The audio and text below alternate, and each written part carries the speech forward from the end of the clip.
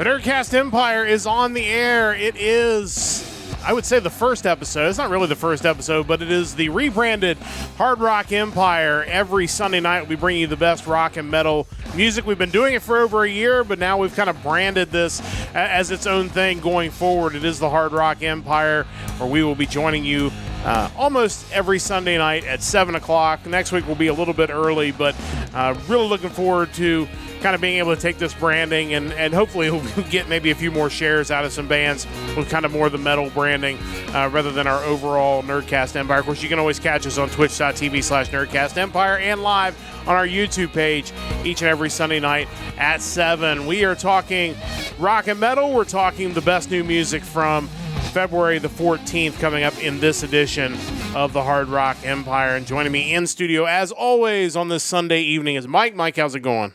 Yeah, it's going. I just think the rebrand was necessary, given we no longer live in a world of babyface John Cena. And if he's going to turn heel, then I think we also need some sort of change in image. And here we are with the Hard Rock Empire.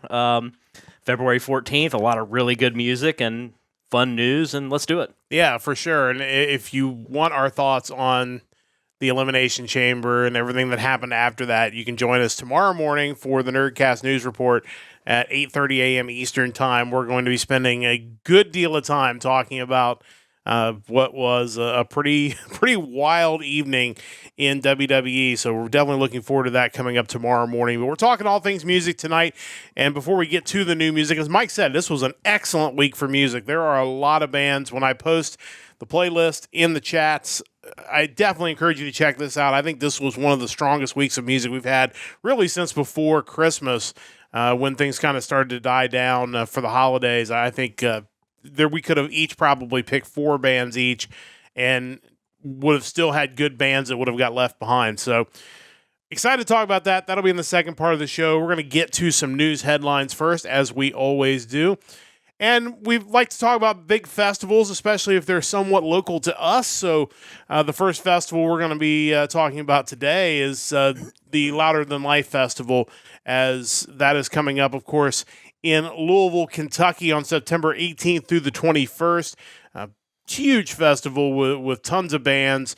The announcement of at least most, if not all, of the lineup came out at the end of last week, and obviously, just some really big names in rock and metal and whatever else some of these bands fall under that maybe aren't rock and metal. But, Mike, I know you've had a chance to kind of look through this very extensive list. Just curious to kind of get your initial thoughts on this lineup for this really, what has been a really, really good festival. Yeah, I went to their website because I feel like the visual of the breakdown of artists and what days they play and what stages, it's a little easier to digest than just the single column list of bands. But yeah, I think all things considered, there is some overlap with Sonic Temple, obviously, but and there are certainly a few bands I wish were at Sonic Temple, but I think all in all, it's a stronger lineup than what Louder Than Life's bringing. Yeah, it's hard for it not to be when you have Metallica headlining 2 nights, Linkin Park on a 3rd night. For sure. Like, clearly, as far as the headliners go, I love Slayer and Avenged Sevenfold, but I don't think Louder Than Life has that same kind of heft that Sonic Temple's bringing this year. I did kind of point out on each day a few of what I think are the bands that stick out. Yeah. Thursday felt pretty light to me. You got Slayer, Rob Zombie, Marilyn Manson, all worth seeing, I think. Friday, you got Avenged Sevenfold, Static X, Dope, Hollywood Undead, Dream Theater, Powerwolf, and Dragon Force. That stage that Dream Theater's on in general, you got Dream Theater headlining that, Powerwolf, Dragon Force, Ailstorm, Demon Hunter, Glory Hammer, and Liliac. I'm not familiar with them, but that seems like it's kind of the closest thing you get to like the power/progressive metal, that stuff that you would see at Wacken probably. Yeah. I think that's definitely a standout stage. On Saturday, we got not a lot as far as the very top of the card for me, but Stone Temple Pilots, Trivium, Machine Head, Hawthorne Heights just seems kind of like a band out of nowhere, but I wouldn't mind seeing them, Ohio guys. It's always cool. And then finally on Sunday, you got 3 Days Grace, Bruce Dickinson, Testament, Queensryche, Sebastian Bach, Accept, Yngwie Malmsteen. There's clearly like 2 stages over the weekend where they're like, let's just throw together a list that Mike would really be into. And I think that's kind of the Dream Theater group and then the Bruce Dickinson group on Sunday. But yeah, I mean, they mentioned in the article that they're really about showcasing the future of rock and heavy music while honoring the legends who paved the way. I still feel like a lot of these festivals, there's some subsegments of metal that are very current, that are thriving and getting bigger, that maybe aren't being represented as well as I would like to see. And maybe in the next few years, we can kind of get them to the point where they're being represented in some of the bigger festivals. Yeah, I feel like that's one of those things that, unfortunately, some of these groups, you have to go overseas to get to see them in a festival setting. And that's a shame because, again, these giant festivals are a perfect opportunity to really have stages for everybody. And you mentioned a little bit of that going on here, maybe a little more of that here than at Sonic Temple, but there's still kind of a hole where, you've got some of your melodic metal that we talk about a lot on this podcast that, you have to go to the Frontiers event in Italy, or you have to go other places where they have these festivals to get a chance to see these bands. And I don't understand why you wouldn't try to have at least one day or one stage where you could bring some of these current bands in, because goodness knows, as we talk about on this podcast, there are a lot of these bands. We're not just talking about maybe the underground ones that are just getting started, which there are a lot of those, but there are these bands that have been doing this for 30 years that are still churning out music that you 100% could bring in to do one of these festivals. Yeah, absolutely. And something we've noticed just from doing this podcast is even domestically, there are quite a few traditional metal bands that are up and running here in the States. Power metal, I mean, they have the Mad with Power Festival up in Wisconsin. Any of those bands would be really cool to bring in. Last year we featured several kind of horror punk bands that I think would be a really cool thing to add to your festival. I think there's a lot of domestic hard rock and metal that isn't necessarily modern metal, but are modern bands. And yeah. I think just to add some variety to your festival, I think it would be really cool to see them included. For sure. I think there's no doubt that I would love to see a little more representation from those groups in these giant festivals. Mega Colossus would be a great band. For sure. In either of these. Yeah. And again, you can check out their website. I'm sure that there are bands that people want to go see, and Louisville's a great city. I've been a few times. We saw Sonata Arctica there twice at a venue much smaller than this one, at a pool hall in Louisville, Kentucky. But really cool city. Got a lot of friends that live down that way, and I know, like last year, I think they had some weather issues with this festival. That is the downside to having a festival in September in this part of the country, is that sometimes you can really get some nasty weather. I do have to ask, on Sunday, the third stage down, what's the headlining band? Is it the one that just appears to be censored? It's above Flyleaf. I don't know if maybe they haven't made the announcement on that yet. That could be. Or their logo is just a really bad smeared red blotch.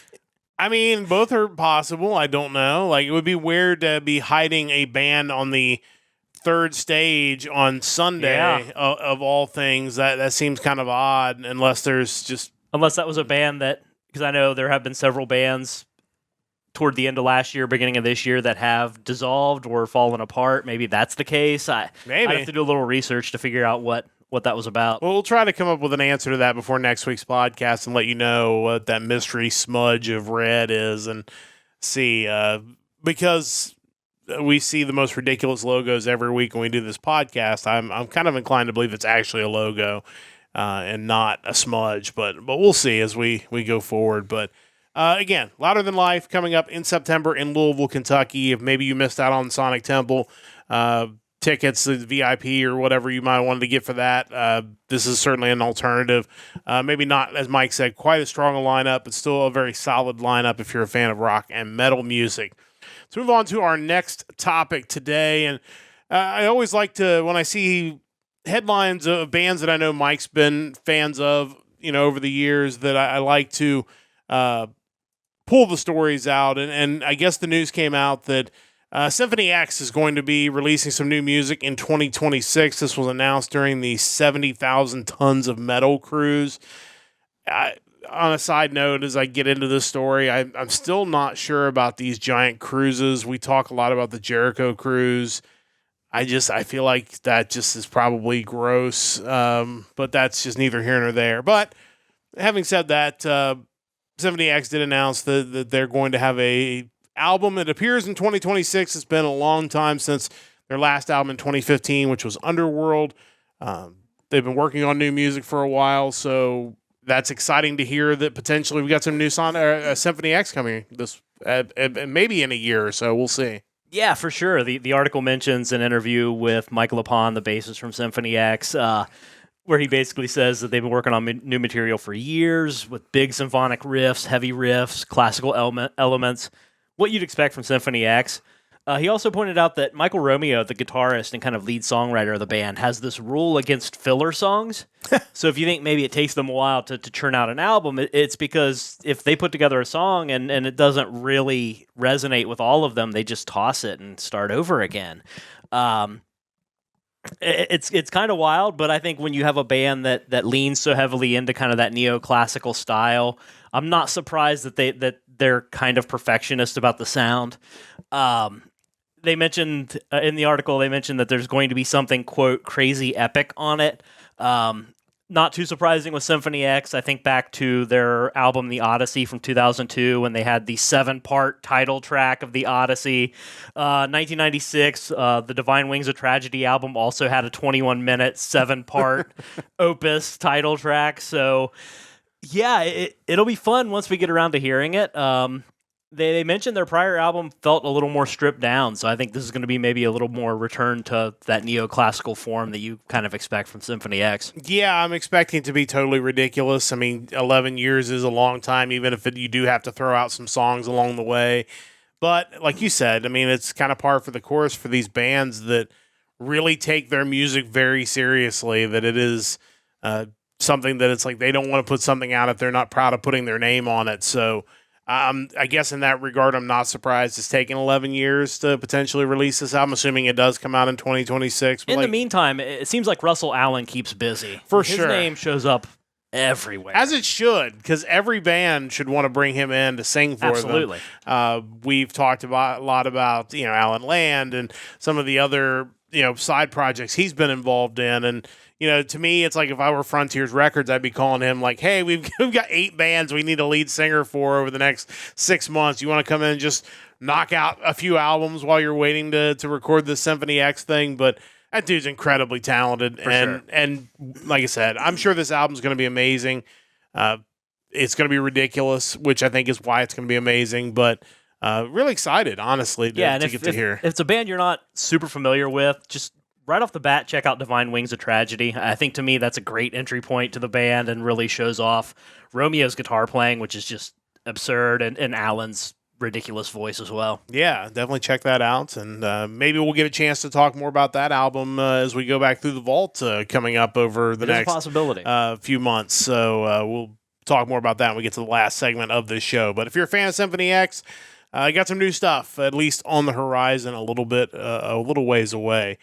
One other story, and the really reason I brought this up was because we spent a lot of time talking about the grunge era and what happened to a lot of bands in the early 90s when they just kind of, I don't say fell off the face of the earth, but it all of a sudden went from being played on radio and having big hits and all that stuff to basically not. And a lot, there were a lot of those bands that continued on, and we've talked about them on this podcast, and they never went away. They just weren't played on the radio anymore.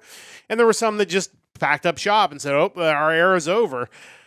Tracy Guns did an interview. This is from Blabbermouth, but it was originally an interview with the Rock Experience with Mike Brunn, basically talking about that era. And I think he makes some good points, and then others, I think maybe he's kind of missed the mark a little bit.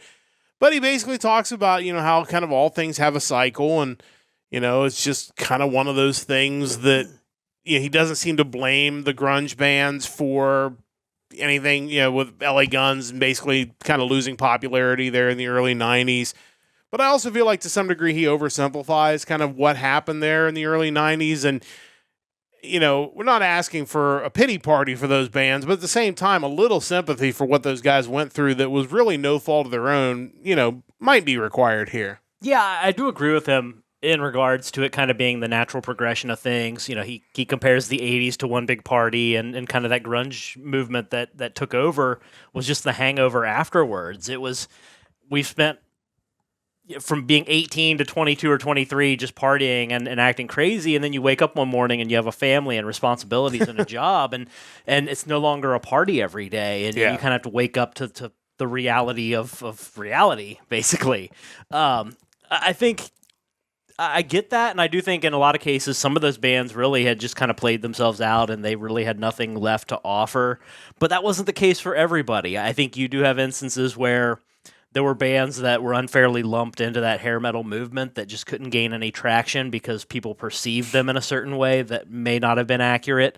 And even bands who had put out a few albums and were doing really well kind of in that realm of pop metal that still had more to offer, but no one was going to take them seriously. They weren't given the opportunity to let their sound evolve to something more palatable in the early to mid 90s.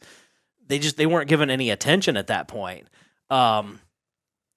I think, what was I going to say about that? Well, you think about that, just to kind of to piggyback off of that, we've spent a lot of time on this podcast talking about bands, whether they're in the vault, and we spent a lot of time talking about vault bands that released things in this era that just didn't hit, or they had one song that hit, and then the follow-up album just bombed because people didn't want to hear it anymore. And there are some of these bands that did just continue, like, hey, we're just going to keep releasing albums, and we don't really care if people buy them or not. Our fans are going to like them.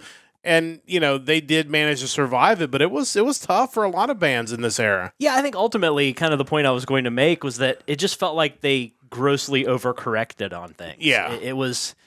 Yeah, let's introduce this new sound that we're going to tell everyone they need to like, which is kind of how the industry works. But at the same time, it was let's vilify everything that came before, to the point where, I mean, there are plenty of documentaries out there chronicling the events that kind of happened in the early 90s, and there were instances where bands would be in the middle of a video shoot and just told, oh yeah, we're not doing this anymore. Yeah. You're done. Or, I remember years ago there being one where Janie Lane walked into the record company office, and one day they had all their posters up in the entryway, and then the next day all gone and replaced with Pearl Jam or something. I think everything had to progress, but man, you really got a glimpse of how ruthless that world is, and still is when you think of how artists are treated by the industry. It's kind of brutal. Yeah, we talk about it a lot now with just the streaming and how people don't make any money off of it, and how so many of these bands we talk about every week are independent label bands, or they're in kind of smaller niche labels that are trying to get their bands out there, and because of that, a lot of these artists are probably have full-time jobs in addition to being musicians, or some of these Frontiers people are in 7 different bands. We mention their names almost every week because they're playing in so many different groups just to try to continue to make money and try to find maybe that one that just takes off, and then you're good to go. But yeah, it's a little sad, but it is interesting to get his perspective. Anytime you have somebody who lived the era, who experienced that, you get it, and you do feel maybe a hint of bitterness in his comments, which is completely understandable. But at the same time, I don't think it's maybe as cut and dry as he kind of makes it out to be. I think you do kind of see that with a band like theirs, they probably didn't like the idea that they were considered the exact same as so many other bands that maybe didn't have, as far as they're concerned, as much substance as they did. I think once you cast that wide, you're all hair metal, what do you do about that? You can't really shake it. And, I'm glad they're still around doing what they do, but who knows what could have happened had they actually gotten a little more commercial attention after 1991. No question. There's so many bands that fall into that category. You just wonder what might have been had there been room for everybody, and not just there's only room for one genre to be the top and everybody else just has to go away. Kind of like what happened with disco in the late 70s. I'm not a huge fan of disco, but that went from being everywhere to them exploding disco records at Comiskey Park on Disco Demolition Night because people hated it so much, and that was kind of overnight as well. So, well, you see it today even where you have every few months some notable music personality comes out and says rock and roll is dead. Yeah. It's like, if it's dead, it's because they told you it was dead over and over again. They stopped playing it. They stopped promoting it. It's still out there. All you have to do is actually listen to it, promote it, throw it in people's faces, have vehicles that people will naturally turn to consume it. They're just not trying. Like, people still like music. You're just telling them what music to like, and it's never rock and roll anymore. Right. And we can tell you, as we do each and every week, rock and roll is not dead. That's what this podcast is all about, to tell you that not only are there a lot of great new bands that are continuing to produce music, but some of the old stuff you might not know about or maybe have forgotten about is still really awesome, and a lot of those bands are also still out there making great music in 2025, which is really exciting. Before we get to our new music for this week, time to check out, just a reminder, check out to our website, nerdcastempire.com. We've got all of our back podcasts on there. A reminder of our schedule. We have it up on the screen if you're watching on Twitch or on YouTube. Monday, Wednesday, Friday, we've got the Nerdcast News Report, 8:30 a.m. Eastern Time. And then Hard Rock Empire every Sunday night, 7 o'clock Eastern Time. Next week will be about 4 hours early, 3 o'clock Eastern Time in the afternoon.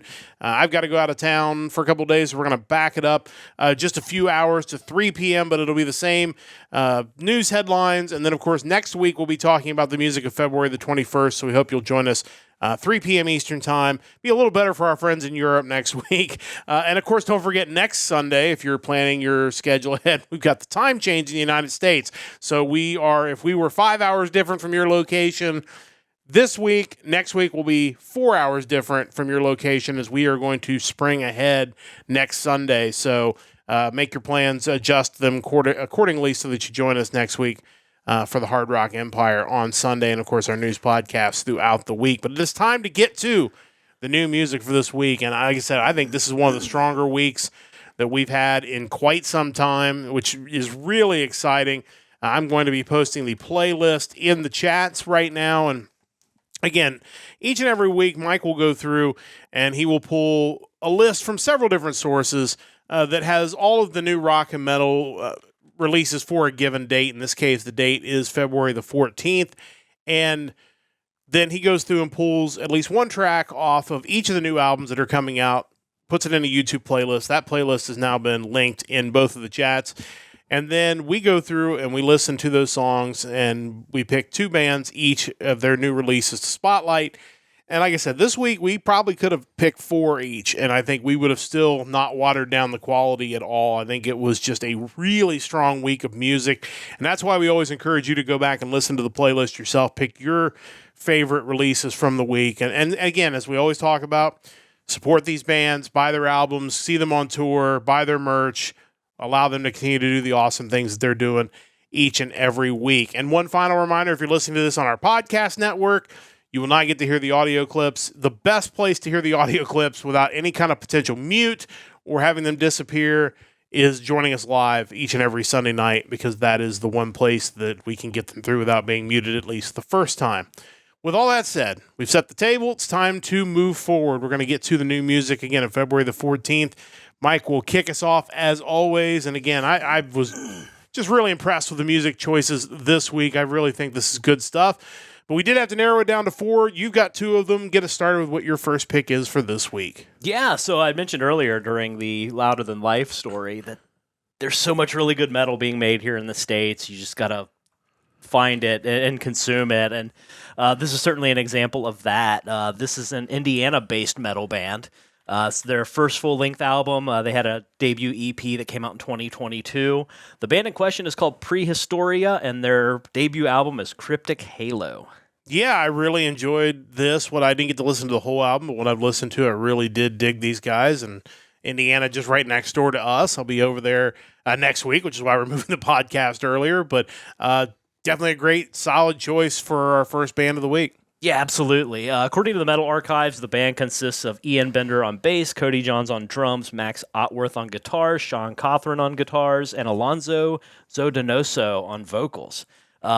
in their own words from their Bandcamp, this album from Prehistoria is rooted in traditional heavy metal, weaves in elements of power, thrash, and black metal to create a sound that's both classic and dynamic. And it's been crafted by devoted fans of heavy metal for heavy metal fans. It stands as a celebration of the genre we hold so dear. Yeah, giving it a listen, I can definitely hear all of that. I think it definitely leans into the thrash and power metal influences. And there are moments where their music has a certain heaviness where you almost expect to hear more like black metal vocals pick up, but they never do. It has that kind of intensity without veering, like hard veering into black metal, which, given that's not typically my preferred vocal style, I'm totally fine with that. But I think they could actually blend a little bit of that in, and it would still work out for them. When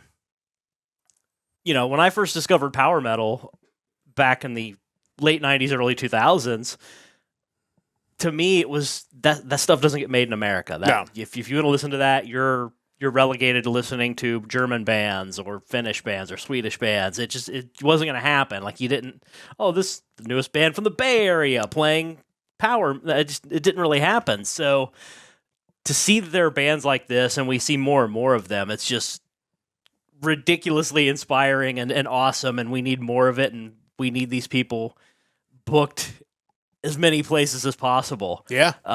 Standout tracks on the album include Rise, Everlasting Legacy, Crown of the Resolute, Crucible of Storms, and the track that I picked to check out, the song Obsidian Gateways. Let's check these guys out. Again, from Indiana, Prehistoria with their new album Cryptic Halo. This is the 4th track off of this album, Obsidian Gateways. Let's listen to a little bit of that now.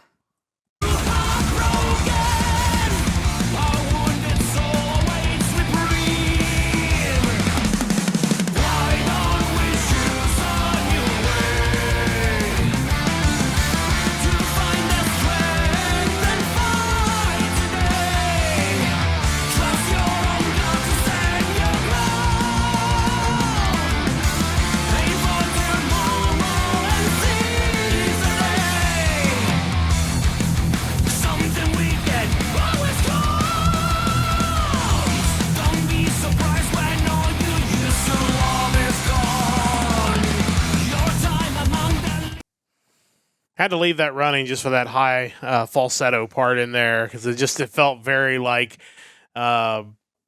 See You in Hell, Grim Reaper. Yeah, Grim Reaper-ish. Yeah, for sure. I just, again, like you said, I never would have imagined years ago that this type of music would be not only being made in America, but being made in Middle America, of all places. You're talking about a group from Indiana that has this sound, that love this music to this point where this is what you want to play, and it's fantastic, and it would fit right in with any of those European power metal bands that you grew up on, and wouldn't feel out of place against any of them. And like you said, there is a heaviness to their sound, maybe that does take it a little bit different direction than maybe traditional power metal, and I think you could even have some heavy vocals with it, and it would still work.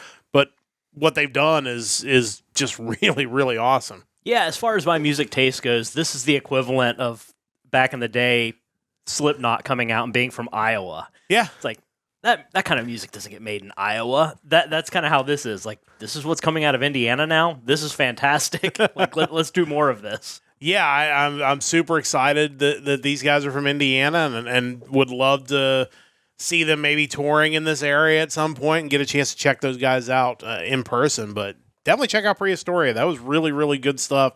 And again, anytime you got power metal coming out of the U.S., I think that's really awesome. But that was your first pick. You got 2 really excellent picks. The second pick you've got is a band I actually picked their last album back in, I believe it was February of last year. A year ago. And these guys are back, and they absolutely rocked it again. Tell us about pick number 2.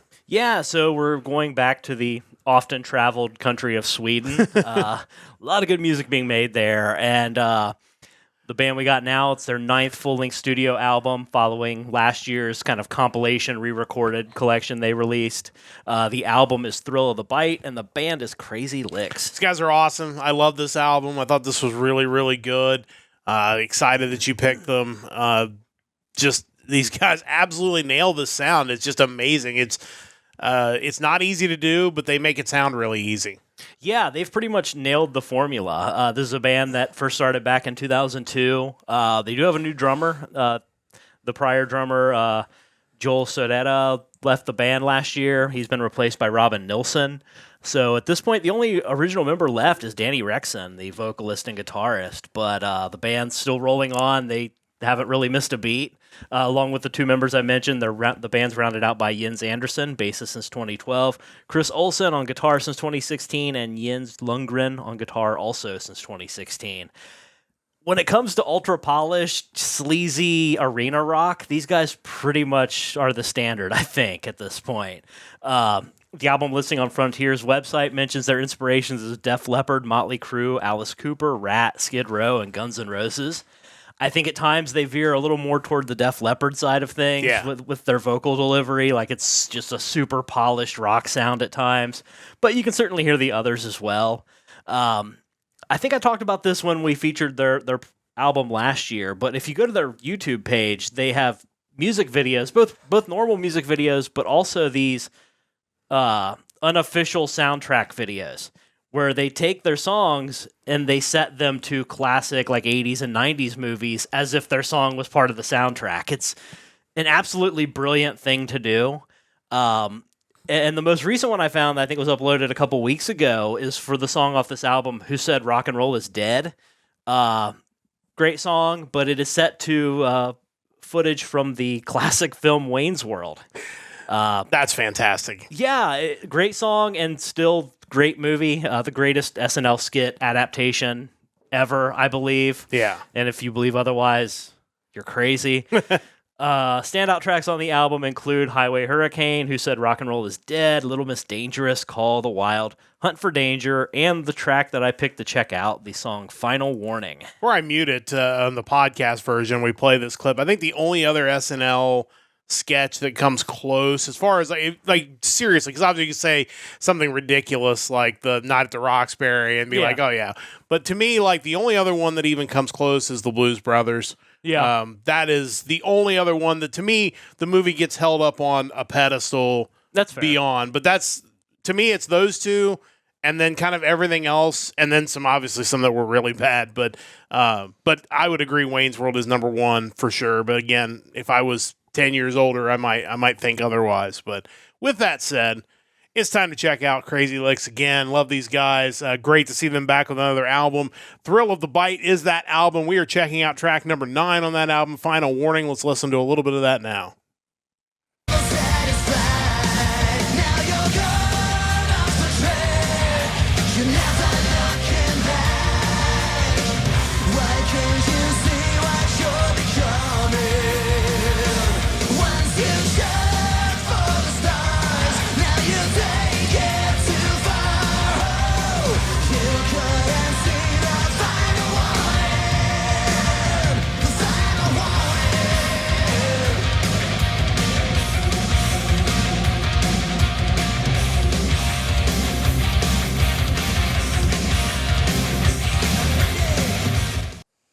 Yeah, this was such an easy listen to the point where it's like it was over before I even realized that it was over. Like, oh, that was it. Like, it's 41 minutes, which is certainly plenty long enough, but it's such an easy listen that the tracks just run one right to the other, and before you know it, you're through the whole album. And they've got some good plays on some of these tracks, which is great to see. Little Miss Dangerous has over 1 million plays on YouTube Music, which is awesome. Yeah. Again, like you said, I think they've just polished this sound. They absolutely know what they're going for. They nail it to a point where if you had told me all these were albums that came out in the late 80s, early 90s, I would totally believe it. But at the same time, they found a way to not make this music sound dated to that era where they're so enamored with capturing that sound that they sacrifice the quality of the music to do it. I think these guys absolutely figured this out, and Frontiers has got a star band on their hands with these guys. Yeah, I agree completely. Really, really good release from Crazy Lixx once again. So definitely check those guys out. Thrill of the Bite, their new release this week. I've got 2 albums as well, and went a little different direction with the first one. Not necessarily in the type of music, but just a band that maybe hasn't really hit big yet, but I feel like they're headed in that direction. This is the four-piece rock band from the London area of the United Kingdom. This is Big Canyon with their self-titled Big Canyon.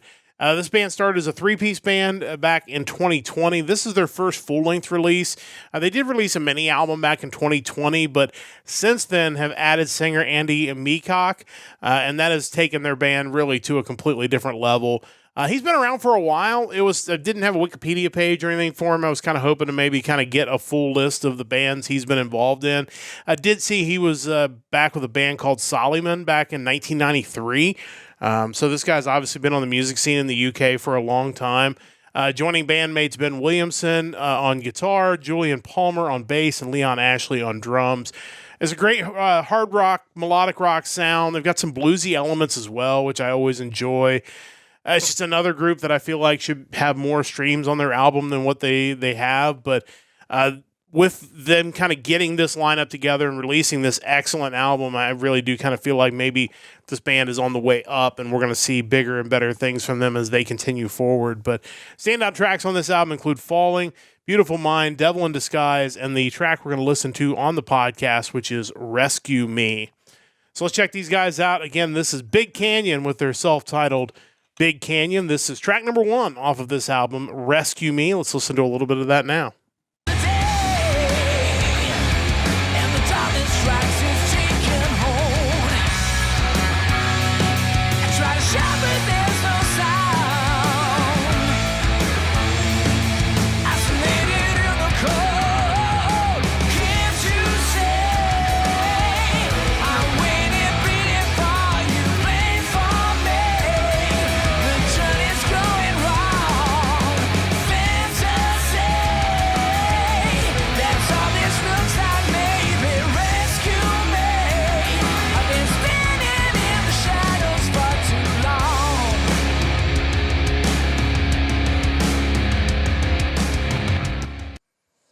Yeah, I really enjoyed this. Again, it's another really easy listen. I've got through this album pretty quickly, and just like I said, it's got that melodic rock, but also a little bit of blues in there. But just really, really fun album from these guys. Mike, your thoughts on Big Canyon? Yeah, really good stuff. One thing I've noticed this year so far is that I feel like we have a lot more what I would just consider to be straight up rock bands.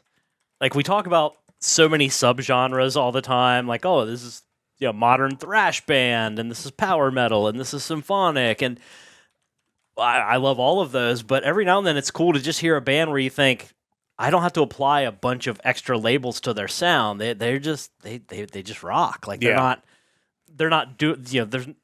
it's not progressive. It's not atmospheric. It's not ambient. It's just they show up and they rock, and I think there's always room for more of that. Yeah, and it's always enjoyable when you find that on these playlists, just bands that are just rock bands. And again, when you hear people talk about rock being dead, it's like, no, like these guys are just on the way up. Like they're very much alive. And again, I think they're alive as far as we know. But the addition of the singer with this band, I think, is going to take them to a totally different level. And excited to see when we get the chance to see another album from these guys, maybe later on in the podcast. So really excited to see where Big Canyon goes, but that's my first pick for this week. Pick number 2, we are headed back to one of our favorite countries as well. We're headed to Norway. This is a power melodic metal band from Norway. This is Mantric Momentum with the album Alienized. Their first single was released in 2020, so presumably that was kind of when they got started. This is their second full-length album. It's the follow-up album to 2022's debut, Trial by Fire. This is another Frontiers band, so you kind of know what you're getting with these guys. This is a band of cousins, guitarist Krister Harroy and vocalist Turjay Harroy, who is also the lead singer of the band Pyramaze, who I'm pretty sure we have come across on this podcast. Krister has worked with some of the Frontiers heavy hitters over the years, as he did the singles in the first album, including Yannis Papadopoulos, Joey Vera, and Ralph Sheepers. For this album, he wanted a full-time singer and called his cousin, Turjay from Pyramaze. And they absolutely nail this sound. It's just great AOR melodic metal. It's what you would expect from Frontiers. I think the thing that really jumps out when you listen to this is the musicianship of the entire album. It just feels like everything is given its space and everything is just really played at a very high level. It has that polish that you would expect from having a record label like Frontiers behind it to kind of make sure that it does.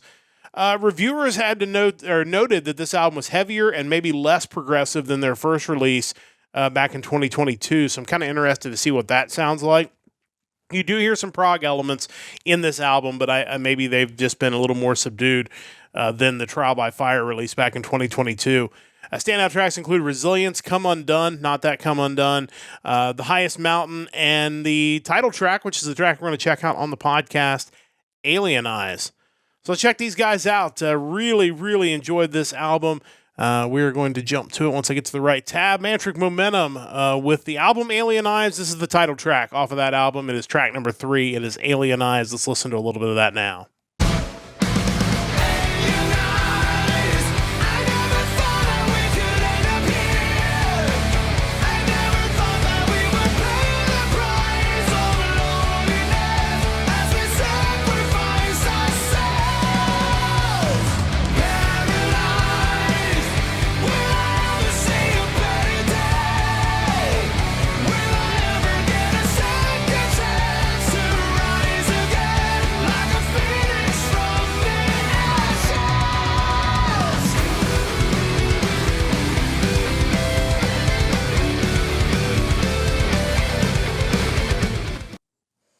But yeah, you can obviously vocals are big, music's big, definitely hear a little bit of progressive type sound in there, but overall this was really, really outstanding. Your thoughts on these guys? Yeah, another home run. I mean, what else can you say? Pyromaze is a band I've listened to in limited supply. They're someone I've wanted to check out a lot more of, and definitely these guys add them to the list as well. A band that I definitely need to listen to more of their music. Yeah, I mean, I'm interested to go back and listen to that 2022 release as well. But this is really good beginning to end. If you're a fan of this type of music, which if you're listening to this podcast, you probably are. Definitely encourage you to pick up this new release from Mantric Momentum. I thought it was really outstanding. That takes care of our new releases for this week. It's time to go into the vault, where Mike and I will each give you a classic album to check out. And Mike has literally gone back into the vault. I mean, literally, physically gone back into his vault, where he's going to go through, at least to start with, some of the albums that he owns that, he wants to spotlight on this podcast. And we're going back to the letter A this week. And this is a really fun release. I've not gotten all the way through it yet, but what I've listened to this was definitely interesting for sure. Tell us about your vault pick this week. Yeah, interesting is a good way to put it, I think. But as far as my plans for the vault moving forward, I at least want to start going back through my collection. I may kind of do a rotation as far as different gimmicks each week, just to kind of keep it fresh, where I don't feel like I'm plodding through the alphabet every week. We'll see. I have some thinking to do, but I figured I'd at least start with this because it's an easy thing to go back to. Yeah. So for the letter A, I am looking at the 10th studio album from the Canadian thrash metal legends Annihilator. It is their 2004 album, All For You.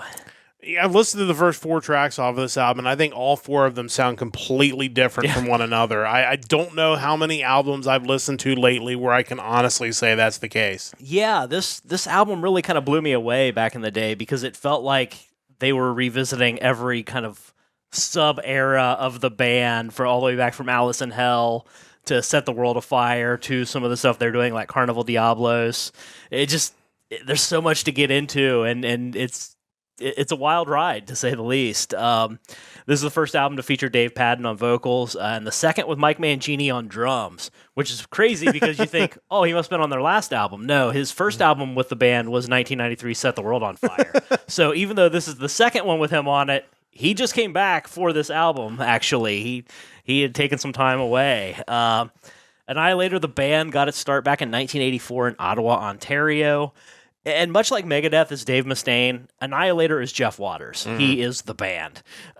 If you look at the list of band members for Annihilator, you'll see a fairly lengthy list, but this man at one time or another has done pretty much everything for them, whether it's singing, whether it's lead guitar, bass. He might have even drummed, I can't remember now, but he's written the songs, he's produced the music. The guy can do everything. If you look through that list, some of the notable names do include Mike Mangini, who played on the album Set the World on Fire from 1993, All For You in 2004, and Metal in 2007. I mentioned Dave Patton as the vocalist on this album. He was with the band from 2003 to 2014. And Stu Block, who joined the band back in 2022, most well known for his time as the singer for Iced Earth. Jeff Waters himself is well renowned in the metal community. He was named the third best metal guitar player in Joel McIver's 2008 book, The 100 Greatest Metal Guitarists. He was asked to audition for Megadeth back in 1989, but opted to hang with Annihilator. I think they had just signed a record deal and things were looking good for them. It worked out for both parties, though, because ultimately Megadeth would hire Marty Friedman. What I love about this album, like I mentioned, is it feels like you're hitting every era of the band in one nicely packaged album. If you like thrash metal from the early days, you got that. You got some ballads. You have moments of goofiness that would have fit in on Set the World on Fire. And it still kind of feels relevant to the music of the early 2000s. It doesn't feel like some weird, dated throwback. It feels really fresh. Standout tracks on the album include the title track, All For You, Dr. Psycho, Demon Dance, The One, Holding On, and The Nightmare Factory. Not a place to go to learn how to wrestle, but this one, The Nightmare Factory, it's toward the end of the album, has one of my favorite intro riffs of all time. It's not super complex, but once it picks up, it rocks. Like you can't help but really get into the song right from that moment on. I think Jeff Waters and this band is crazy underrated. Their sound is kind of shifted over the years, but his musicianship is always crazy, and he tends to have really good people playing with him as well. And check out any of their work, but if you're looking for something with a good amount of variety, I think All For You is definitely a good option.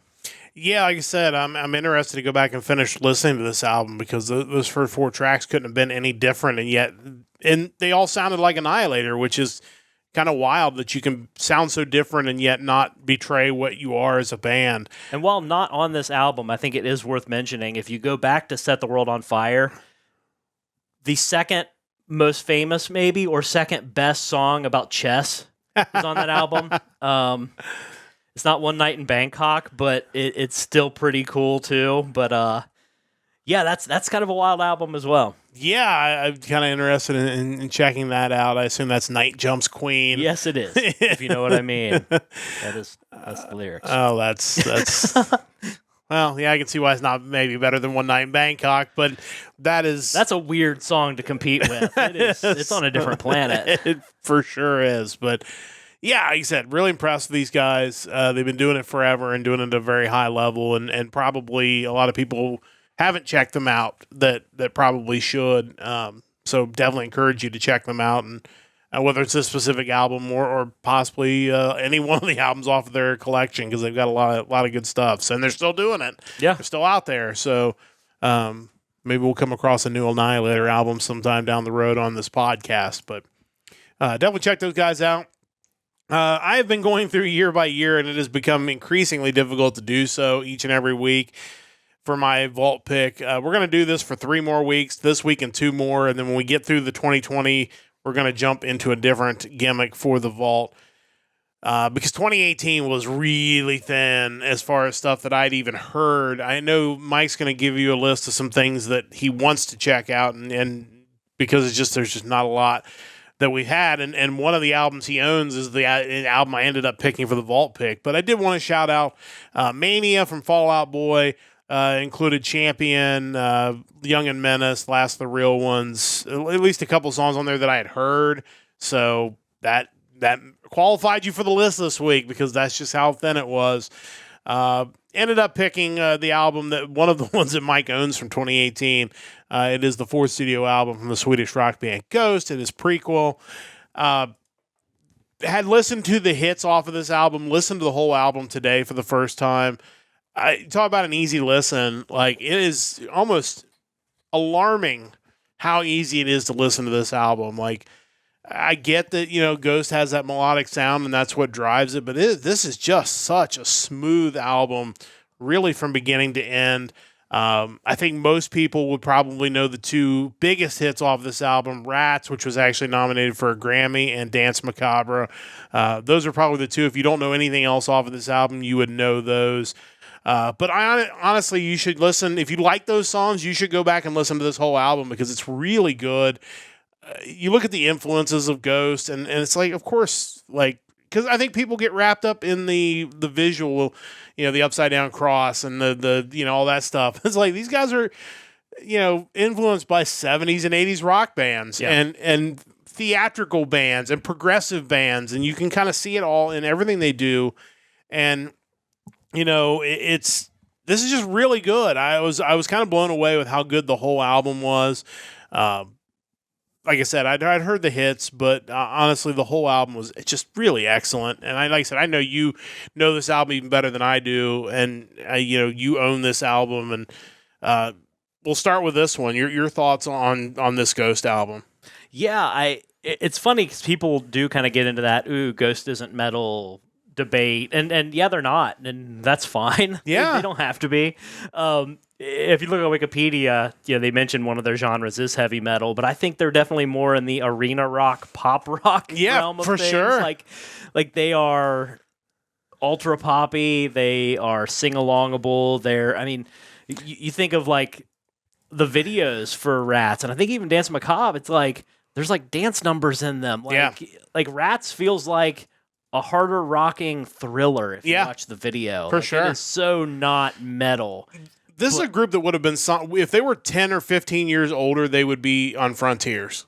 Yeah. I think. They have that sound that would fit right in. Yes. But, they're from Sweden already, so they got that going for them. For sure. But yeah, the album is solid. Everything they do is just solid. Another notable track on there is they have a cover of the Pet Shop Boys song, It's a Sin. Yeah. Which is a great song. There's also another cover of that song that Gamma Ray does, which is amazing also. But yeah, they're not heavy. They're just fun to listen to. And I feel like that just fits in with so much of the stuff we talk about each and every week, where it's like, yeah, they're metal because that's where there's just nowhere else to put them, but they're not something that's going to make your ears bleed when you put it on. I mean, the two picks I had this week would have fit on a bill with these guys. Yeah. They're just melodic and enjoyable, and just almost if smooth metal was a category, that's what these bands would be, because it's just, you have electric guitars and you have riffs and you have the things that make up metal music, but there's nothing hard about it. And I love the idea, because we always associate that, like, the satanic imagery and any of that dark look to metal music, but I love when it's being done by a band who's decidedly not ultra heavy metal. It's almost like, why would metal have the trademark to that? Like, why are they the only ones that are allowed to have spooky imagery? Like, that doesn't make any sense. And Ghost does it probably better than any of them. Yeah, and obviously they're getting ready to go through their new lead singer, who's obviously not. It's still Tobias Forge, and he's not really the Pope, I heard. Yeah, I suppose. Well, maybe. I don't know. It's hard to say, but those guys are, like I said, they're really good. They're really talented. If you know what you're getting out of those guys, I think you're going to really enjoy it. If you're expecting to hear Slayer when you put those guys on, then you're going to be disappointed. Yeah. But like I said, if you're a fan of this podcast, Ghost should absolutely be in your rotation. I'm waiting for Ghost to cover Seasons in the Abyss and it be like some sort of disco sounding song. I think they could probably pull that off. There would be people going to Sweden with torches probably, because those Slayer fans, although they're all 70 years old, are crazy. Like, I don't think that's a good idea to antagonize those people. But they should mellow out. Let's be real. Maybe at this point, probably. But I don't think we need more people carrying torches in any Norwegian country, I think, or Scandinavian country. I think that's the last thing we want. Probably so. But yeah, so definitely check this out. I know this. You think you had 2 albums from this year. Yeah, the other one I had wasn't even a new album. It was a re-release, like the third or fourth remastered version of Megadeth's Killing Is My Business. It's a great album. Yeah, and I feel like every time they're just like, turns out we didn't include everything. Let's throw something else in there. I think the big thing anytime they re-release that is whether or not they can include their version of These Boots. Yes. I think this might have been the one where they actually re-recorded the lyrics and he sang the right lyrics, which doesn't work for the song for me if Megadeth's singing it. No. But yeah, one of my favorite is if you line up the debut albums from the Big Four. You know, Kill 'Em All is probably the most polished as far as a complete album, but Megadeth's is just so ferocious. It is. So fast, so heavy. I think the earlier releases, when the production maybe wasn't as high quality, almost make it more insane. But obviously, if you haven't listened to Killing Is My Business at this point, any version of it is worth checking out. Great tracks: Last Rites, Love to Death, Killing Is My Business, Skull Beneath the Skin, Rattlehead, Chosen Ones. Mechanics, if you like the Four Horsemen by Metallica, it was originally Mechanics by Megadeth, or by Metallica, that became a Megadeth song. Yes. Couple of the underrated ones, though, I think Looking Down the Cross is a great song. So is Chosen Ones. Just a great album, and a sign of things to come for what Megadeth would become. So, yeah, definitely not a lot of music on my iPod from 2018, but... Was there anything else from the year that you wanted to point out while we had a moment? You know, I was looking down the Wikipedia list of albums released in 2018, and there are some that I think maybe I'm not dying to go check out, but I feel like maybe I should have at least given them a fair shake. Avatar had a new album in 2018, Avatar Country. Stone Temple Pilots released their first album with Jeff Gutt on vocals in 2018, another self-titled album, oddly enough, but I've not heard any of their music with him as lead singer, so I think that could be kind of interesting. Red Sun Rising had an album in 2018, Thread. I really enjoyed their Polyester Zeal album from 2015. We also had new albums from Stryper, Seven Dust, Lordy, Bullet for My Valentine, Alice in Chains, Clutch, Good Charlotte, Coheed and Cambria, Atreyu, and Metal Church. So there's stuff out there to check out. I just, for whatever reason, during 2018... just was not with it as far as consuming new music. I was just bummed as I read down that list of albums that I recognized more names of people that have been in the news lately for weird reasons, like Lil Yachty and J Balvin, who both released albums in 2018. When I saw J Balvin's name, I'm like, I know that guy. He's a terrible voice actor. And I think that's the thing it hit me for the first time for the 2018 vault was like, that's not very long ago, really. No, it's not. That's 7 years ago. So when I'm seeing all these names that I've heard recently, it's like, well, of course I have. Like, they didn't just magically start existing in 2024 or this year. When I first heard their name, they've been around. And I looked like that J Balvin. That was like his third album or something like that. And it's like, man, who would have thought that he would be voicing a character in Solo Leveling in 2025? Well... I'm not sure. When you say don't quit your day job, I'm not sure which one of those I wouldn't want him to, or would want him to quit at this point. And I don't even know, because watching the Chibi Reviews video talking about the voice acting job that he did, he talked about this dude so much for being on Fortnite. I guess I didn't realize that he's actually more well known as a singer. Yeah, that's more his actual thing, not so much the Fortnite character or whatever, but. Clearly, I was out of my depth. I was not aware of this guy. In the most recent Solo Leveling episode, you don't hear him speak, so it's all good. Yeah, I guess it is. But like I said, we'll be doing this vault gimmick for 2 more weeks, and then we're going to jump into something else. Because like I said, it has been either stuff that we haven't listened to, or just there's just less stuff out there that we want to listen to. So that is going to wrap things up for this week's edition of the Hard Rock Empire. Great to have you along with us once again. A reminder, we'll be back in about 12 hours and 30 minutes with another episode of the Nerdcast News Report. We're going to talk all things Elimination Chamber, including John Cena's shocking win and aftermath of the Elimination Chamber. You definitely don't want to miss that. Coming up at 8:30 a.m. Eastern Time tomorrow morning. A reminder, next week we'll be back 3 o'clock Eastern Time. And again, we have the time change next Sunday, so make sure you adjust your clocks accordingly. We'll be on an hour later or earlier. I don't remember. Just know that we're going to be an hour different, and we're also going to be at 3 o'clock. So maybe that'll make it a little easier anyway, because we'll be at a different time. But join us next week. Join the Discord. You'll find out, because that clock sets to your local time. So you don't even have to do any math in that case. But join the Discord. We'd really appreciate having you. Big thanks to Chris and Rachel for joining us tonight. Big thanks to Mike for putting all this together and joining me in the studio. And a big thanks to you wherever you happen to be listening to this podcast. But that is going to wrap things up. We'll talk to you again tomorrow here on the Nerdcast Empire. Until then, Don't forget to join the Empire, the Nerdcast Empire.